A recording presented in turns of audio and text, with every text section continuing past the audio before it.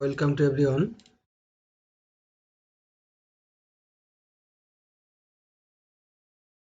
Class 8 এর ম্যাথের উপরে আজকের আলোচনা।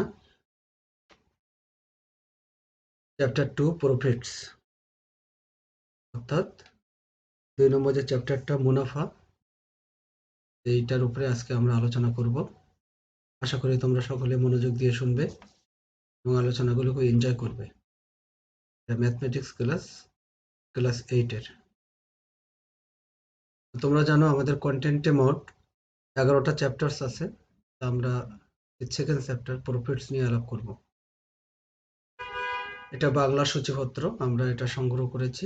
দ্বিতীয় অধ্যায় মুনাফা, এটার আজকে আমাদের আলোচ্য বিষয়।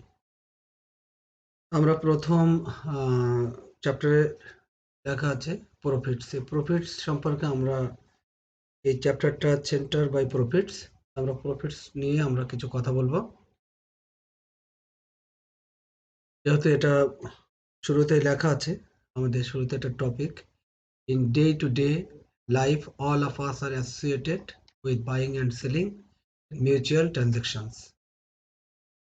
এখানে যে কথাটা বলা হয়েছে তা হলো যে in day to day life, আমাদের দৈনন্দিন জীবনে, অল অফ আস, আমরা সকলেই আর অ্যাসোসিয়েটেড, মানে আমরা জড়িত আছি, উইথ বাইং অ্যান্ড সেলিং, কেনা বেচা জড়িত আছি, অ্যান্ড মিউচুয়াল ট্রানজাকশনস, এবং আমাদের পারস্পরিক লেনদেনের সাথে জড়িত আছি। আমরা এই লেনদেনকে একটু মজা করেই বলি যে একজন শপকিপার, তার কাছে একটা ম্যাঙ্গো আছে, সে এটা বিক্রি করবে, আর ইনি হলো কাস্টমার। এই কাস্টমার যখন আসে তখন বলে যে আমাকে একটা পণ্য দেন বা আমাকে আমটা দেন। আর যিনি শপকিপার বা যিনি দোকানি বা যিনি বিক্রেতা বা যিনি সেলার, উনি কি বলে, এটা আপনি নেন, পণ্যটা নেন। তার মানে আমরা বলি যে লেন দেন, যে আমটা কাস্টমার নিচ্ছে, লন বা লেন বা আপনি নেন এই আমটা। আর কাস্টমার বলছে যে আমাকে, সেলার এবার বলছে আপনি তো আমটা নিচ্ছেন, এবার আমাকে টাকা দেন। দ্যাট মিনস দেন। এটাকে আমরা বাংলায় বলছি দেন দেন। আগে আবারও বলি, সেলার কাস্টমারকে বলছে যে লন, নেন আমটা নেন বা আমটা লন। লনের জায়গায় আমরা বলছি লেন, লেন মানে নেন। আর পরে সেলার আবার বলছে দেন, আমাকে দেন, কি দেবেন, টাকা দেন। তাহলে আমটা দিচ্ছে কাস্টমারকে, কাস্টমারের কাছে টাকা নিচ্ছে, এটাকে আমরা বলি লেনদেন। এটাকে আমরা বলছি মিউচুয়াল ট্রানজাকশন, মানে পারস্পরিক সমঝোতার ভিত্তিতে যে লেনদেনটা হয় সেটাকে আমরা বোঝাইছি আর কি, ওই বোঝানো হয়েছে। ওকে, আমরা এখন বলছি যে সামন ইনভেস্ট মানি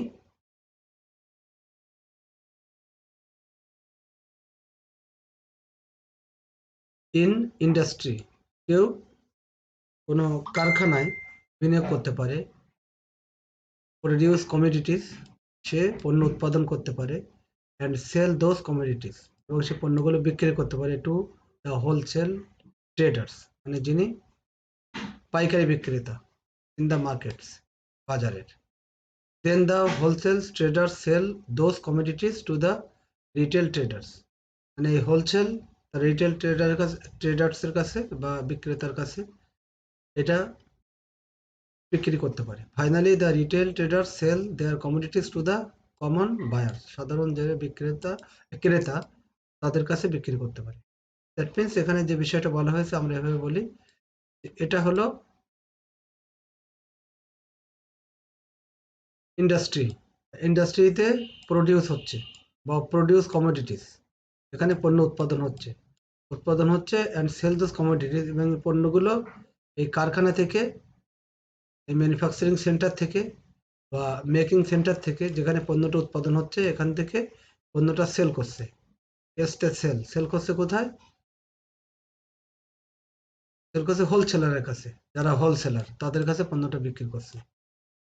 এখানে বিক্রি করছে মানে এই হোলসেলার যারা হোলসেলার হোলসেলার যারা তারা কিন্তু এই যে লেখা আছে যে হোলসেল ট্রেডার্স, এই যে হোলসেল ট্রেডার্স, এরা কিন্তু পণ্য উৎপাদন করে না, তারা পণ্য নিয়ে ব্যবসা করে।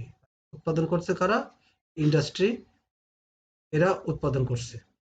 এখানে এরা ম্যানুফ্যাকচার করছে বা এরা মেক করছে, পণ্যটা তৈরি করছে, আর এরা পণ্যটা কিনে নিচ্ছে। কিন্তু এরা একসাথে অনেক পণ্য কেনে, এজন্য এদের হোলসেলার বলা হচ্ছে। হোলসেলারের কাছে পণ্যটা এবার কিনে নিচ্ছে। কারা কিনছে? এখানে বলছে যে রিটেইল ট্রেডার্স, যারা খুচরা, এটা হচ্ছে ট্রেডার্স রিটেল ট্রেডার্স যারা এখানে তারা পণ্যটা ক্রয় করছে। এবার এই রিটেলারের কাছ থেকে একটা হোলসেলার অনেকগুলো রিটেলারের কাছে পণ্য কি করতে পারে? সেল করতে। যা হোক, এই রিটেলারের কাছ থেকে পণ্যটা এবার কিনে নিচ্ছে কারা? যারা কমন কাস্টমার, যারা সাধারণ কাস্টমার, তারা ছোট ছোট ছোট ছোট করে পণ্য ক্রয় করছে। এই কথাটা এখানে বলা হয়েছে। এখানে প্রথম আমরা বললাম যে এরা পণ্যটা উৎপাদন করছে, হোলসেলাররা অনেক পণ্য একসাথে কিনে নিচ্ছে। এখান থেকে যারা রিটেলার তারাও মোটামুটি একটা পণ্য কিনছে। তারপরে এরা এখানে যারা কাস্টমার, যারা কনজিউমার, যারা যারা এন্ড ইউজার, তারা পণ্য কিনে নিচ্ছে। এখন বলা হচ্ছে যে in each stage everyone wants to make a profit. সব জায়গায় প্রত্যেকের স্টেজে তারা প্রফিট করতে চায়। মানে যারা হোলসেলার তারাও প্রফিট করবে, সরি যারা ম্যানুফ্যাকচারার তারাও প্রফিট করবে, যারা হোলসেলার তারাও প্রফিট করবে, যারা রিটেলার তারাও প্রফিট করবে। তাহলে এই তিনটে স্টেজে কিন্তু প্রফিট হচ্ছে। দেখো এরাও প্রফিট করছে। সাপোজ এরা একটা পেন উৎপাদন করছে, একটা পেন, তাহলে একটা পেন এরা উৎপাদন করতে, সে উৎপাদন করে বিক্রি করছে তারা 10 টাকায়। কিন্তু এরা এই 10 টাকার পণ্য এরা যখন কিনছে হোলসেলার, তখন এই পণ্যটা তারা 10 টাকা দিয়ে কিনছে, কিন্তু তারা বিক্রি করছে কত? 12 টাকা। এই 12 টাকায় কিনছে কারা? এই রিটেলার পণ্যটা কিনছে 12 টাকা। তো 12 টাকায় পণ্যটা যখন কিনছে রিটেলার, তো রিটেলার কিন্তু পণ্যটা কাস্টমারের কাছে বিক্রি করছে 15 টাকা। তাহলে আমরা দেখছি যে সব স্টেজে লাভ করছে। আর এরা যে 10 টাকা বিক্রি করছে, এদের উৎপাদন খরচ হচ্ছে 8 টাকা। তাহলে এরা 8 টাকার পণ্য বিক্রি করছে কত? 10 টাকা।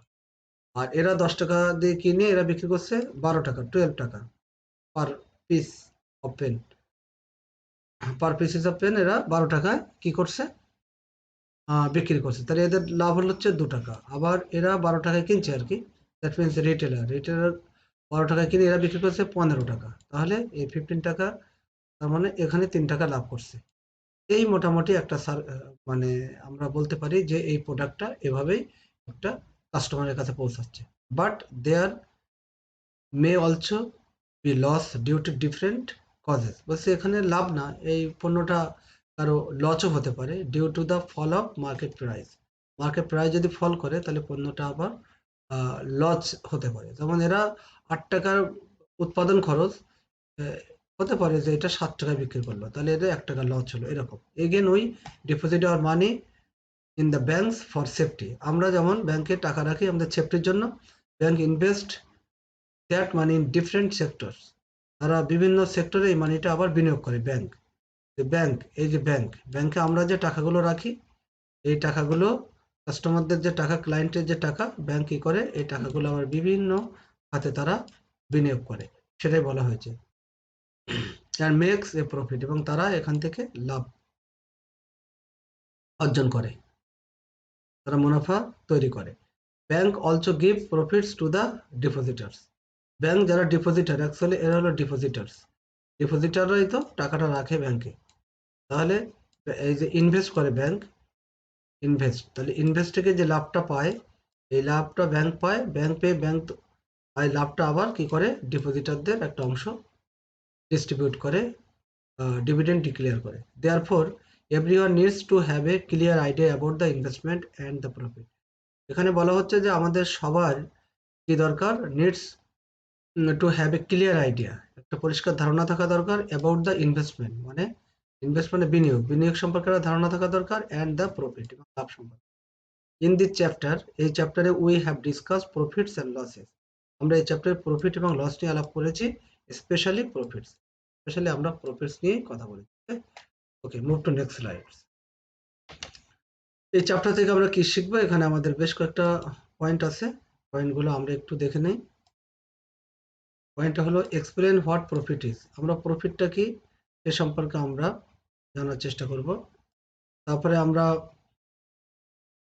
আরো যে জিনিসটা জানবো, explain the rate of simple profit. আমরা সিম্পল প্রফিট সম্পর্কে জানবো, আমাদের সরল মুনাফা সম্পর্কে, and solve the related problems, এবং আমাদের এর রিলেটেড প্রবলেমগুলো নিয়ে আমরা সমাধান করব। সলভ দ্য রিলেটেড প্রবলেম, এই সম্পর্কিত যে এই সিম্পল প্রফিট সম্পর্কিত যে প্রবলেমগুলো আছে এগুলো আমরা সলভ করব। আবার explain the rate of compound profit. Compound profit চক্রবৃদ্ধি হারে সুদ বা চক্রবৃদ্ধি, যেটা চক্রবৃদ্ধি মুনাফা। কম্পাউন্ড প্রফিট মানে চক্রবৃদ্ধি মুনাফা নিয়ে আমরা আলাপ করব। সলভ দ্য রিলেটেড প্রবলেম, এবং আমরা এই রিলেটেড সমস্যাগুলো সমাধান করব। Understand and explain the bank statement. আমরা বুঝবো এবং ব্যাখ্যা করব bank statement. Now move to next slide. Profit and loss সম্পর্কে আমাদের আরো কথা বলা হয়েছে, সে কথাগুলো আমরা এভাবে বলার চেষ্টা করি।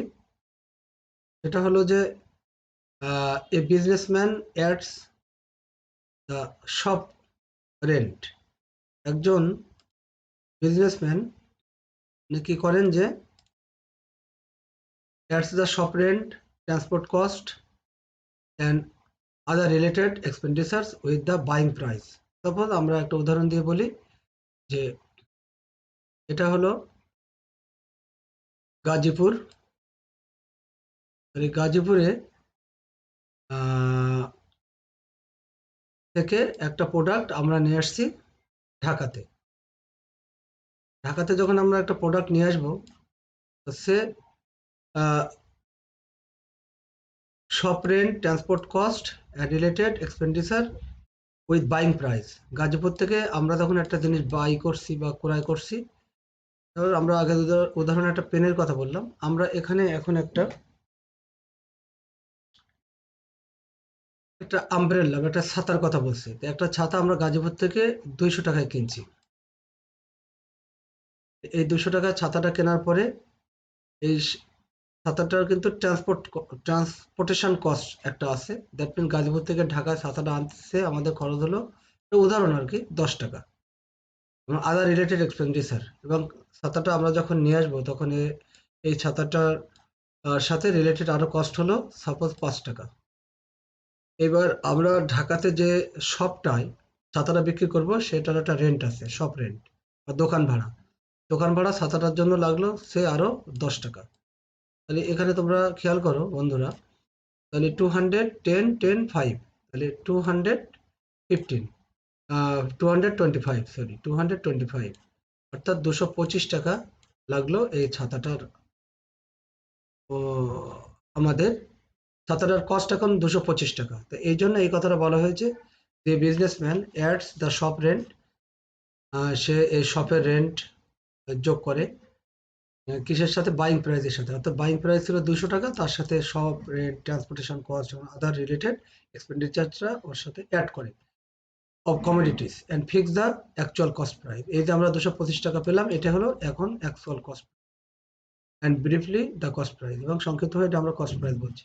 যাও, this actual cost price is called the investment. এই যে 225 টাকা, এটার নাম আমরা এখন বলছি ইনভেস্টমেন্ট। এটাই আমাদের বিনিয়োগ।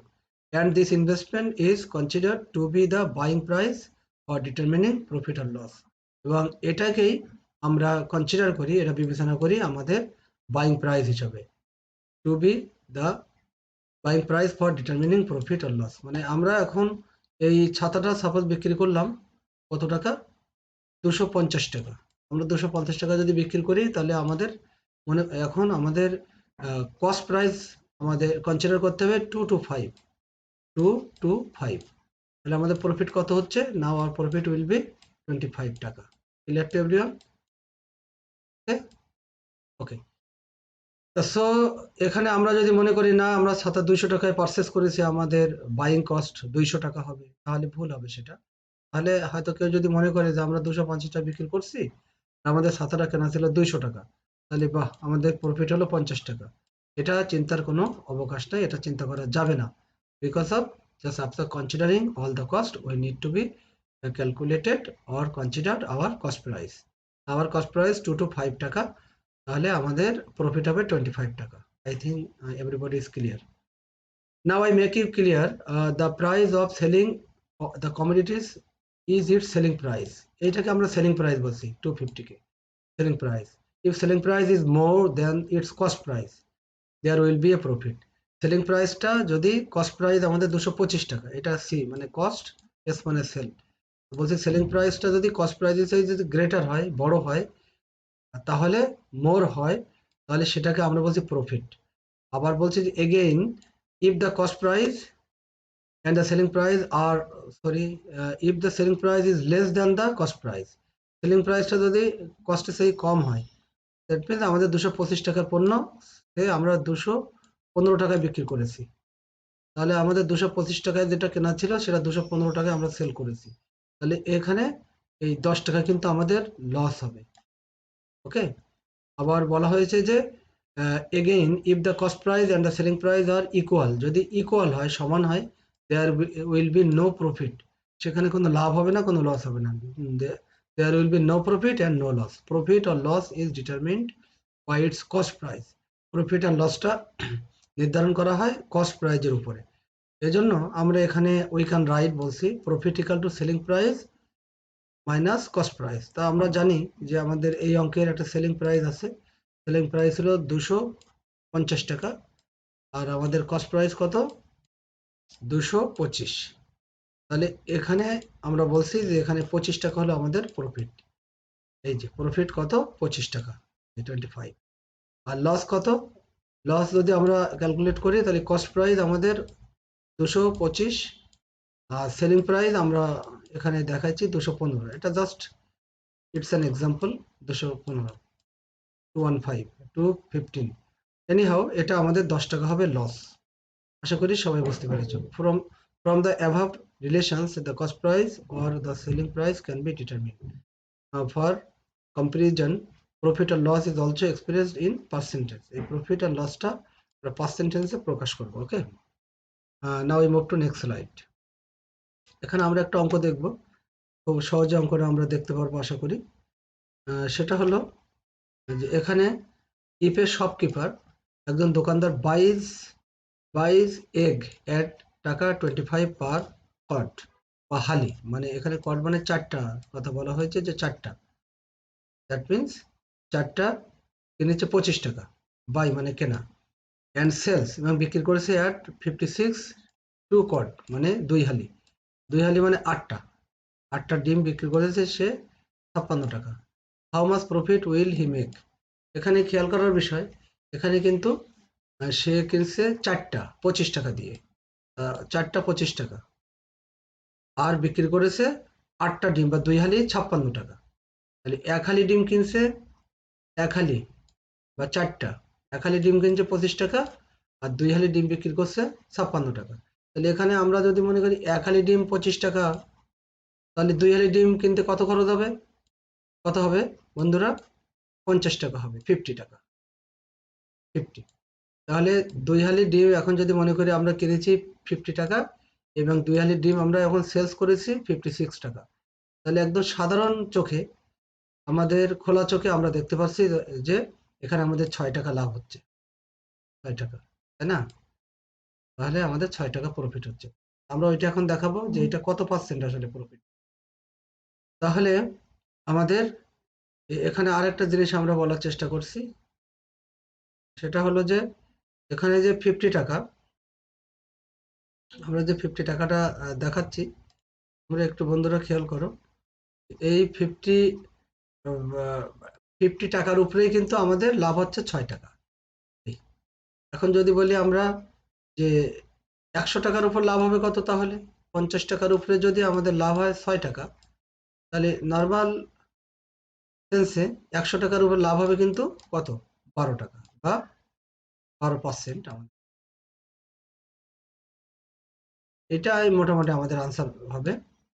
এনিহাউ আমরা এখন দেখি যে অঙ্কটা একটা সিস্টেমেটিক ওয়েতে দেখি, বন্ধুরা তোমরা খেয়াল করো। যে আমাদের দ্য কস্ট প্রাইস অফ 1 কোয়ার্ড অফ এক্স 25 টাকা, মানে আমাদের এক হালি ডিমের দাম 25 টাকা। তাহলে এখানে আমরা the cost price of 2 co-ords of x, মানে 2 হালি ডিমের দাম তাহলে হবে 25 মাল্টিপ্লাইড বাই 2 ইকুয়াল টু 50 টাকা। যেটা আমরা আগেই 50 টাকা বের করেছি। Now again the selling price of 2 কোয়ার্ড, মানে এখানে 2 হালি ডিম এখানে লেখা আছে 56 টাকা বিক্রি হয়েছে। তাহলে আমরা বলছিলাম since the selling price is more than the cost price, এখানে আমাদের বিক্রয় মূল্য কত 56, তাই না? আর এখানে বলছি দ্য কস্ট প্রাইস কত 50, কস্ট প্রাইস হলো 50, তাহলে there will be a profit. তাহলে আমাদের according to definition we will gain profit, আমরা প্রফিট পাবো। কারণ প্রফিট কত পাবো আমরা আগেই বলেছি যে 56 মাইনাস 50 এগুলো 6, কিন্তু আমরা আগে দেখাইছি যে 6 টাকা প্রফিট পাবো। এখন 6 টাকা প্রফিট হচ্ছে কত টাকায় 50 টাকায়, এই জন্য বলছি যে ইন টাকা 50 প্রফিট হলো 6 অ্যান্ড ইন টাকা 1 প্রফিট 6/50। আর 100 টাকায় প্রফিট কত হবে, এটা 6 ইন্টু 100 ডিভাইডেড বাই 50, তাহলে 50 আর 100 এখানে আমরা যদি কাটাকাটি করি তাহলে 1 এবং 2 হবে, 6 মাল্টিপ্লাই বাই 2, এখানে 6 আর 2 গুণ করলে হবে 12 টাকা, বা the profit rate will be 12%. I think everybody is clear. Okay, thank you so much for joining with us.